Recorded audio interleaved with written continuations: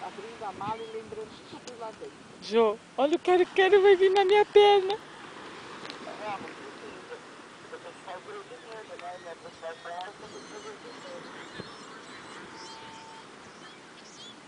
Afinal, vamos te ver quanto da minha conta? Eu te dei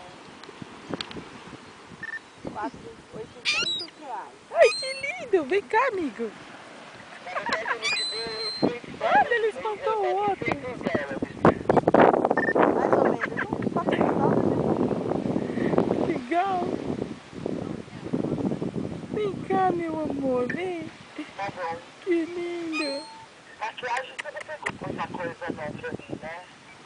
Não, eu peguei um pouquinho pra assim, o que você falar, esse eu não quero, eu pego e vendo, entendeu? Mas não é muito, não é igual o que eu já levei não, é bem menos mesmo. Tem as suas coisas, tem as encomendas, que então já estão vendidas, né? Tem perfume de encomenda, tem bolsa da moda, Oi. ah, tem os produtos da Marcela, tem os tênis do Marcelo, que foi quem mais Vem me cá, pediu vem. tênis foi o Marcelo.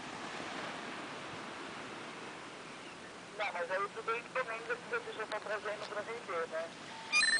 Aqui, aqui, ó. Tem gente com Aqui, ó. 20%, Aqui, ó. tem gente com 25%. Vem.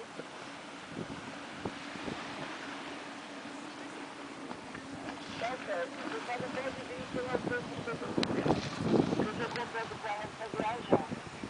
Quantas mais você quer que eu compre? Eu já comprei duas, compro mais umas 4 da Harley.